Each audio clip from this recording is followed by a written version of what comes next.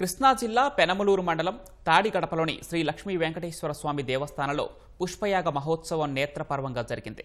కార్తీక శుద్ధ ద్వాదశిని పురస్కరించుకుని 18 రకాల పుష్పాలతో పుష్పయాగం నిర్వహించారు. సుప్రభాత సేవ, తోమాల సేవ అనంతరం విశేష హోమాలు జరిపించారు. తాడిగడప వంతెన నుంచి ఆలయం వరకు పుష్పాలతో మంగళ వాయిద్యాలు, వేద మంత్రాల నడుమ శోభాయాత్ర చేశారు.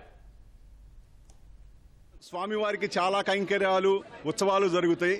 కానీ అన్నిటికన్నా పుష్పయాగానికి ఒక ప్రత్యేకత ఉంది. పుష్పయాగంలో 18 రకాల పూలు, 108 పూల బుట్టలతో దాదాపు 500 కేజీల పూలను వినియోగించి మనం స్వామివారికి పుష్పయాగం అనే కార్యక్రమాన్ని అత్యంత వైభవోపేతంగా చేస్తాం.